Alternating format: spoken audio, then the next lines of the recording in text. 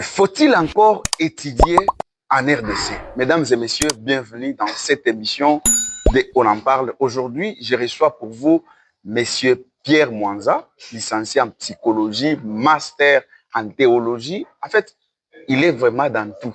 Je l'aime bien parce qu'il est vraiment calé par rapport à ce genre de sujets. Alors, Monsieur Pierre Mwanza, bienvenue. Merci beaucoup. Ça fait un bail dans notre émission. Exactement, ça fait un bail. Nous sommes contents de vous recevoir et nous vous souhaitons déjà nos vœux les meilleurs. Merci pour l'année 2026. Et le plaisir est partagé. Voilà, le plaisir est partagé. Je voulais dire, aujourd'hui, nous allons parler sur le plan des études en RDC. Est-ce que c'est encore nécessaire aujourd'hui en RDC d'étudier? Oui, à mon humble avis, en RDC, on doit toujours étudier. Pourquoi étudier? Parce que les études prennent une place de choix dans la vie d'un Congolais. Parce que les études, c'est un droit fondamental pour tout Congolais. Et les études nous permettent à travailler. Les études nous aident à avoir l'employabilité. Donc, pour moi, les études en RDC, il faut le faire. Il faut le faire. Pour dire il faut le faire, c'est vrai, vous venez de souligner d'abord que c'est un droit fondamental et tout. Mais lorsque nous essayons de voir la vie actuelle en RDC, est-ce que les jeunes aujourd'hui peuvent se dire qu'il faut vraiment à tout prix étudier parce que lorsqu'on étudie réellement, on a enfin peut-être une place de choix, on se retrouve grâce aux études qu'on a faites, ou lorsqu'on voit la réalité du pays, ça laisse à désirer, ça décourage aux uns et aux autres de continuer à faire confiance aux études. D'une part, les jeunes aussi, ils ont raison d'un côté. De l'autre côté, ayant un esprit optimiste, on doit toujours les pousser à aller plus loin avec les études. Même si ça ne donne à rien. Exactement. Exactement, parce que dire aujourd'hui qu'un Congolais ne peut pas étudier, c'est une façon aussi d'arrêter, parce qu'il y a des enfants qui sont sur les bancs de l'école avec des aspirations, avec des objectifs à aller plus loin. Dire aujourd'hui parce qu'il y a des étudiants, il y a des élèves qui terminent, mais après les études, c'est le chômage qui pointe à l'horizon. Mais ayant un esprit optimiste, on doit toujours encourager les jeunes Congolais à pouvoir étudier. Même s'ils vont finir dans le chômage. C'est pas tout le monde qui termine dans le chômage, parce qu'il y a ceux-là qui travaillent. Il y a ceux-là qui travaillent. Lorsque nous essayons de faire les statistiques des universités, chaque année, d'ailleurs vous-même, vous êtes dans l'enseignement, vous donnez cours aux universités, est-ce que lorsqu'on fait la statistique, on voit les produits que les universités produisent chaque année, autant de licenciés, autant de gradués, est-ce que tous ces gens-là, aujourd'hui, se retrouvent grâce aux études qu'ils ont faites? Je sais que s'il faut raisonner en termes de pourcentage, ouais. les pourcentages du côté chômage est tellement élevé, Moi, ce que je dirais, les responsabilités sont partagées. D'un côté, il y a le gouvernement, parce que c'est le gouvernement qui doit organiser les études au sein de notre pays. Mais lorsque nous voyons l'éducation dans notre pays, c'est comme qui dirait, l'éducation semble être orpheline. Il n'y a pas vraiment une politique par rapport à l'éducation, parce qu'il faut aussi visiter et revisiter l'éducation congolaise. C'est ça le problème. Parce qu'aujourd'hui, je peux vous dire, il y a des étudiants qui quittent notre pays, la République démocratique du Congo, pour aller ailleurs. Ils passent toujours dans nos universités, ailleurs, ils sont acceptés. Mais ce qu'il faut dire, c'est mettre en place une politique de l'éducation. Et puis, à part une politique de l'éducation, lorsque les étudiants terminent, on doit aussi savoir là où il faut les déverser, là où il faut les affecter. Parce qu'il y a eu un temps là, dans notre pays, on devait arrêter avec certaines filières ou certaines facultés. Pourquoi? Parce que quand on regarde sur le marché d'emploi, il y a saturation. Il y a saturation. Par exemple, si nous prenons nos amis juristes, ils sont nombreux. Il faut voir. Et puis la République démocratique, elle est tellement vaste. Mais vous allez vous rendre compte qu'il y a une concentration des étudiants, une concentration de ceux-là qui ont déjà terminé seulement à Lubumbashi, à Kinshasa, pendant que dans d'autres provinces, on a besoin aussi des gens qui ont déjà étudié. Donc, c'est l'État qui doit prendre les choses en main pour structurer, restructurer notre éducation. Est-ce qu'aujourd'hui, comme on parle d'ailleurs éducation, est-ce que réellement d'abord les produits même que l'éducation est en train de nous fournir, est-ce que vous, en tant qu'éducateur, aujourd'hui, vous êtes fiers des produits qui sont déversés dans notre pays? Certes, certes. Je suis vraiment confiant par rapport aux produits que nous produisons en République démocratique du Congo. Et la preuve, nous autres ici, nous sommes les produits de la République démocratique du Congo. Même quand nous allons ailleurs, nous nous défendons.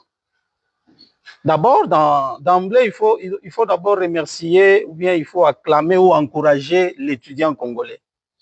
Parce que dans le conditionnement où l'étudiant congolais est en train d'étudier, ce sont des conditions de foi hostiles, difficiles, mais l'étudiant congolais va au-delà de ça. Parce que si nous voyons du côté des bibliothèques, ce sont des bibliothèques à chercher par-ci, par-là, mais l'étudiant congolais, vous allez vous rendre compte que malgré les conditionnements dans lesquels il évolue, mais il se défend toujours. Prenez toujours le même Congolais ici, de notre pays, les amener ailleurs. Mais ce sont des élites. Mais ce sont des champions là-bas. Pourquoi? Parce que là, il y a de meilleures conditions. Lorsqu'on les met dans de meilleures conditions, ils produisent de bons pourcentages. Donc, j'en suis fier des produits que nous produisons en République démocratique du Congo. Est-ce que vous êtes fier du système éducatif congolais? Bon, pas à 100%. L'éducatif, ou bien l'éducation congolaise, c'est un vieux système. Et surtout que c'est un système de Belges. C'est un système de Belges. Récemment, ici, les années passées, quand même, la République démocratique a essayé un peu d'insérer le système LMD. Bon, quand bien même on a essayé un peu d'emprunter un système d'ailleurs, mais les conditionnements de notre pays, jusque-là, on n'a pas encore réussi ce système-là. Je ne suis pas satisfait par rapport au système éducatif de notre pays. Voilà pourquoi nous lançons un appel. Que ces systèmes soient revisités, que ces systèmes soient réorganisés. Pourquoi réorganiser? Il faut voir même le cours que nos étudiants sont en train de voir dans nos universités. Il faut recadrer le cours, il faut voir les cours phares. Je crois que si on aménage notre éducation, on sera encore plus meilleur qu'avant. Et donc, aujourd'hui, votre avis par rapport au système LMD? Parce qu'il y a ceux-là qui pensent que, comme vous venez de le dire, que ce système n'est pas réellement adapté par rapport au conditionnement des étudiants de notre pays. Mais est-ce que vous pensez qu'on doit continuer avec ce système ou doit-on revenir dans l'ancien système ou chercher encore un autre système en dehors de ces deux-là, mais qui sera quand même adapté réellement par rapport aux réalités de notre pays? Moi, je crois que l'État doit commencer là où on devait commencer. Okay. Donc, il faut d'abord visiter et revisiter nos universités, les infrastructures. Oui. Lorsqu'on quitte du côté infrastructure, il faut voir aussi les matériels que les étudiants sont en train d'étudier. Prenons d'abord le cas de l'Internet. Parce que lorsqu'on parle des systèmes LMD, c'est un système qui pousse aux étudiants à être pragmatiques. C'est-à-dire, on pousse les étudiants à utiliser plus la pratique. Mais lorsque nous voyons déjà sur le plan pratique, nous n'avons pas des infrastructures adaptées par rapport à la pratique. Vous êtes sans ignorer, il y a même des étudiants qui terminent, mais ils ne savent pas où aller effectuer leur stage. Donc, l'État doit harmoniser. Donc, ils ne savent même pas où faire des recherches. Exactement. Certains n'ont pas même des smartphones. L'Internet complique dans le pays. D'abord, ici, même quand on parle de 4G, c'est un 4G vraiment fictif. Mais dans d'autres pays, quand on parle de 4G, réellement, c'est 4G. Mais ici, chez nous, si par rigueur, on peut être même dans 2G ou 3G. On n'est pas encore arrivé même dans les 4G. Parce qu'il y a des Bibles, je voulais dire des Bibles, oui. Il y a des livres qu'on doit étudier ou bien qu'on doit lire via l'Internet ou en ligne. Oui. Donc, l'État doit commencer d'abord par aménager ou arranger les infrastructures. Après les infrastructures, maintenant, on prend le système LMD, ce n'est pas un mauvais système, mais il faut l'adapter par rapport à notre pays. L'adapter par rapport à notre pays, il faut améliorer les conditionnements de nos jeunes étudiants dans notre pays. Moi, c'est ce que je voulais ajouter là-dessus. Donc, le système LMD est bon, mais il faut l'adapter. Il faut l'adapter, pas seulement l'adapter. J'ai plus parlé du côté étudiant, mais il faut aussi aller du côté des professeurs, des formateurs. Il faut qu'il y ait une formation continue. Parce que, pas seulement du côté des étudiants, mais il y a parmi les professeurs, les enseignants, quand on parle des systèmes LMD, ils ne savent pas de quoi s'agit-il. Il faut aussi les former dès qu'ils sont mûrs et eux aussi, ils vont aider les étudiants à bien évoluer avec ce système. Alors, il y a ceux qui pensent qu'aujourd'hui, même si vous faites les 3 ans là, parce que quand on parle de LMD, c'est licence, master, doctorat, il y a ceux qui pensent que si aujourd'hui vous vous limitez seulement à 3 ans, vous n'avez rien fait. Il y a même dans d'autres options ou dans d'autres filières, réellement, si vous avez fait seulement les 3 ans, donc vous avez fini en bac 3, en tout cas, vous n'êtes pas considéré. Est-ce qu'on devrait prendre ça comme ça? Bon. Faut-il seulement faire 5 ans pour avoir du poids, qu'on a quand même un diplôme considérable? Pas seulement qu'il faut faire 5 ans. Mais non, moi, j'ai évolué dans un ancien système. Oui. Évoluant dans un ancien système, et puis il y a un nouveau système. Maintenant, je fais une étude comparative. Il faut seulement voir le cours, parce que même moi, quand on me met avec un étudiant qui a fini dans le système LMD, il ne pèse pas par rapport à moi, c'est par rapport au nombre de cours peut-être vus. Ce qu'il faut faire, il faut révisiter ou bien visiter le cours qu'ont nos étudiants dans le nouveau système. Parce que le nouveau système, il y a plus les cours, il y a des expositions, il y a des séminaires. Voilà, il faut seulement adapter parce qu'il ne faut pas dire que seulement il faut faire beaucoup d'années aux études pour avoir un qualificatif. Non. Ailleurs, il y a des universités, vous terminez, pendant 3 ans, vous terminez, mais dans 3 ans, on a déjà condensé les cours essentiels. Parce qu'ici au Congo, des fois, il y a des cours qui embrouillent les étudiants. Qui n'ont rien à voir à leur filière. Si l'État peut s'y pencher pour voir les cours qui n'ont pas trait à certaines filières, qu'on le mette un peu de côté, mettre le cours, par exemple, quelqu'un qui veut faire la médecine, il se plonge directement dans la médecine. Quelqu'un qui veut faire les sciences sociales, il se plonge directement, on lui donne le cours par rapport à sa filière. Moi, je crois que ça va encore améliorer notre système éducatif. Exactement, ça va améliorer notre système éducatif. Je crois, je le disais, est-ce qu'aujourd'hui, notre gouvernement prend certaines choses sans pour autant étudier en profondeur les conséquences que cela peut avoir au sein de la population? Exactement. Notre gouvernement, de fois, il est en train de pécher dans une certaine mesure parce qu'il y a l'improvisation. Et lorsqu'on parle de l'improvisation, vous allez vous rendre compte que tous les conditionnements ne sont pas réunis. Mais l'État doit commencer par faire l'étude du milieu. Après avoir fait l'étude du milieu, c'est alors que vous prenez un nouveau système. Je crois qu'on cesse un peu, que l'État congolais cesse l'improvisation. Parce qu'on a vu même à l'école primaire, on vous amène un programme, un nouveau programme, mais peut-être ce programme-là n'a pas de livres, ce programme-là n'a pas de prévisions, de matières et tout. Et les enseignants, ils vont un peu vaille que vaille. Donc, le gouvernement devrait normalement penser avant d'insérer un système ou d'insérer un programme, d'étudier tout ce qu'il faut et même prévoir ce que ça peut donner dans l'avenir pour ne pas tourner en rond. Exactement, exactement. Parce que même si nous prenons les mondes anglophones, il y a un pays du monde anglophone et ils ont, j'essaie un peu de voir leur système éducatif, ils ont essayé un peu de classer les branches. Okay. Ils ont pris les grandes branches telles que la mathématique et le français. À part la mathématique et le français, il y a encore les sciences.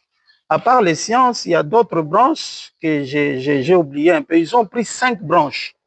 Ça, c'est par rapport à l'école primaire, même vers l'école secondaire.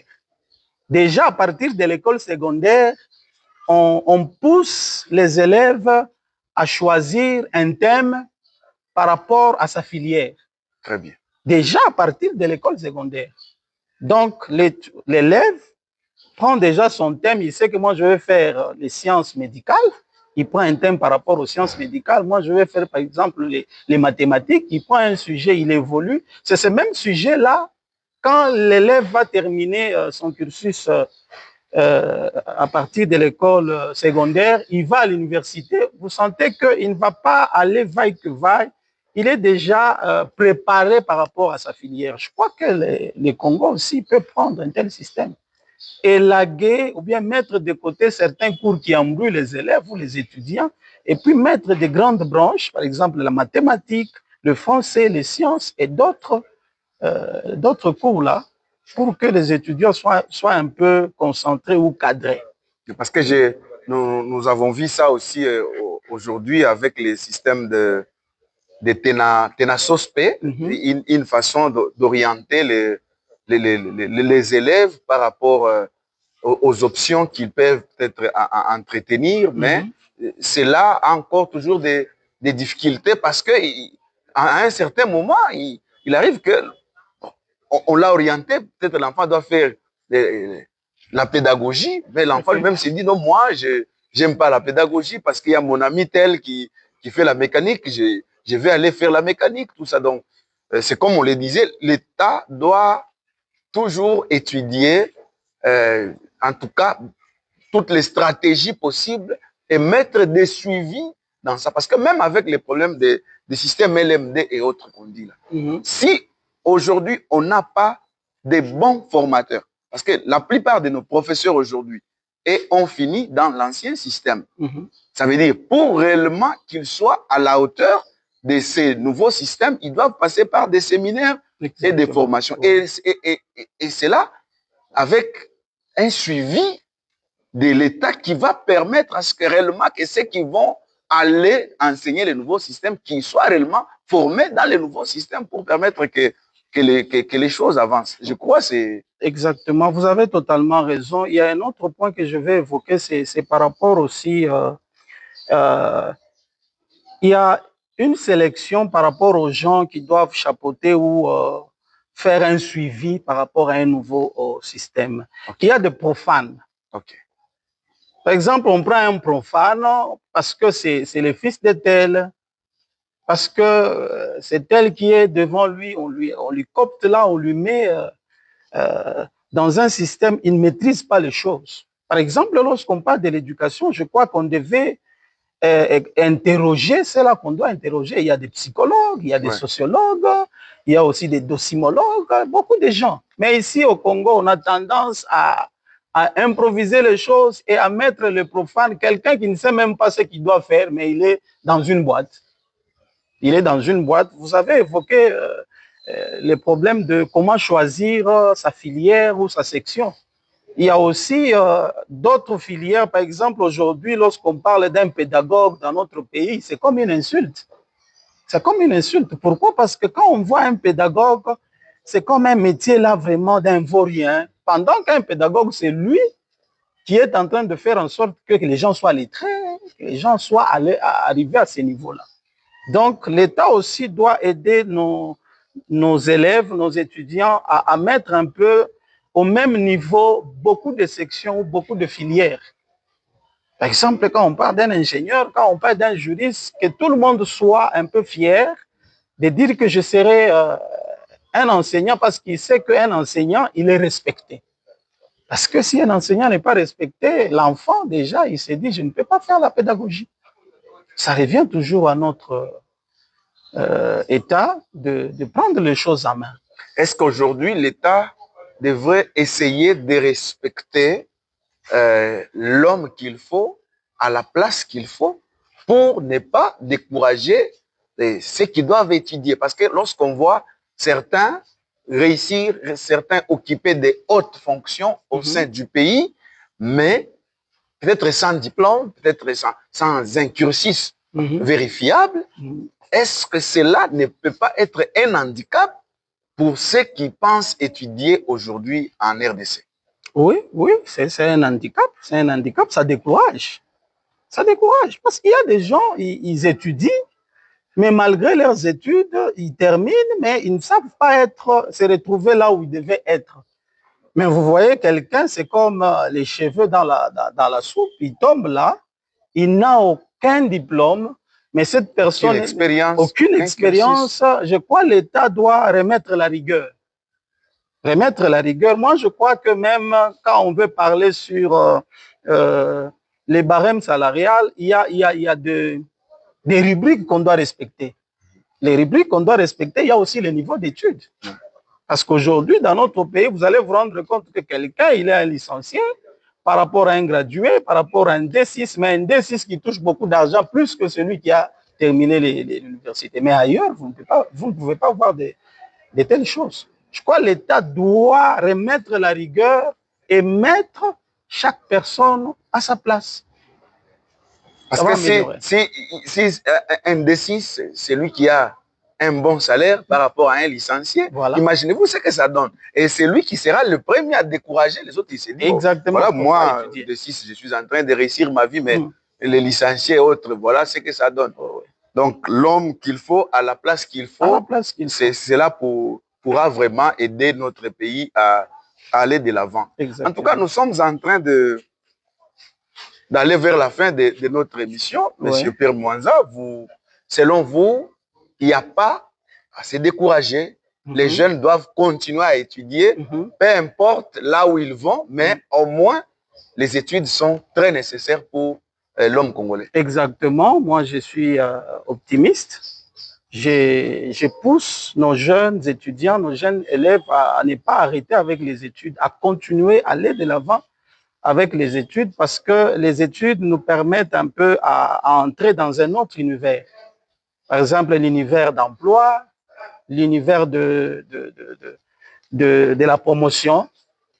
Voilà pourquoi j'encourage les jeunes à étudier. Et puis de l'autre côté, j'en appelle à notre gouvernement congolais à visiter et revisiter notre système éducatif pour permettre ou pour encourager un jeune Congolais ou bien les étudiants congolais à aimer et à s'adonner encore à fond par rapport aux études. Voilà. Et aussi à créer de l'emploi pour permettre que ceux qui finissent trouvent réellement de l'emploi et surtout dans leur domaine. Voilà, à créer de l'emploi parce que dans notre pays, il y a un élément qu'on appelle le numerus clausus, c'est-à-dire c'est quand vous passez par une option, par exemple, l'État doit avoir étudié le besoin du pays. Par exemple, pour le moment, d'une manière générale, dans notre pays, le Congo a besoin de qui? Est-ce que le Congo a besoin de bureaucrates? Ou bien des ingénieurs? Des ingénieurs, ou bien le Congo a besoin de techniciens? Moi, je crois qu'il y a plein de bureaucrates Pour le moment, maintenant, il faut promouvoir les techniciens. Il faut promouvoir les techniciens. Par exemple, je prends le domaine de l'agriculture. Notre pays, c'est un pays agriculteur.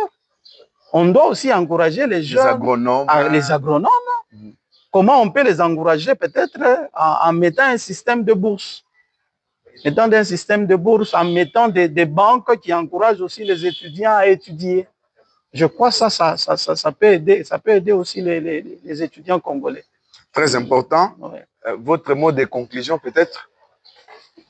Mon mot de conclusion, c'est vous remercier de pouvoir penser à nous. Et surtout aujourd'hui, c'est un grand jour. On est en train de commémorer nos héros nationaux. Surtout aujourd'hui, c'est Mzee Laurent Désiré Kabila. Oui, on est le 16 janvier, oui. On est le 16 janvier. Celui-là, vraiment, il était vraiment les raïs. 25 ans déjà. 25 ans déjà. Quand on appelle Mzee, déjà, c'est un nom d'honneur.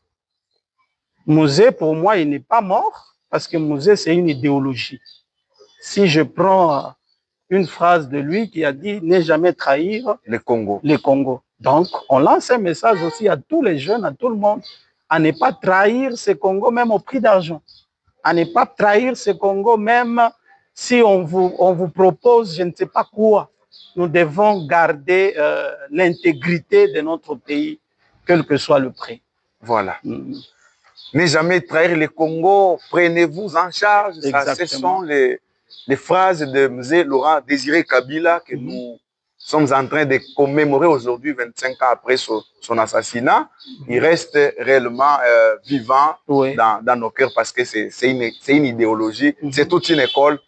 Voilà, merci à vous d'avoir accepté notre invitation et surtout merci aussi à tous nos abonnés et nos téléspectateurs d'être toujours là à nous soutenir, à aimer nos vidéos, à liker, à les partager et surtout à demander aux autres de s'abonner parce que les bonnes choses se passent ici et vous ne serez jamais déçus. Merci. Nous vous remercions aussi. Et à la prochaine. Ciao. Merci.